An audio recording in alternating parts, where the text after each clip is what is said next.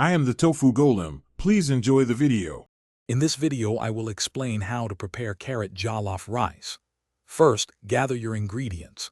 You'll need 2 cups of parboiled rice, 2 large carrots, 1 medium onion, and about 3 large tomatoes. Also, have your cooking oil, chicken stock, and favorite spices like curry powder and thyme ready.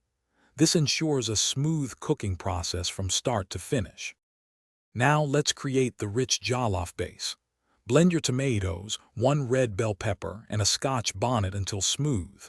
In a pot, heat about 1/4 cup of oil and sauté your chopped onion until it's soft. Add the blended tomato mixture, stirring well.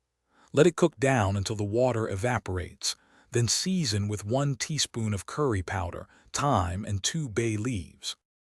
It's time to combine everything for that signature jollof flavor. Carefully add your 2 cups of parboiled rice to the simmering tomato base.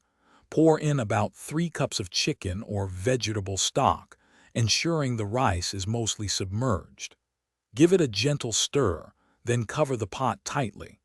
Let it cook on low heat for approximately 20 minutes, allowing the flavors to meld beautifully. Almost there. During the last 10 minutes of cooking, stir in your chopped carrots. This keeps them slightly firm and vibrant.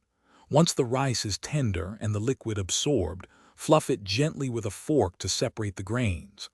Garnish with fresh parsley or sliced bell peppers for a pop of color.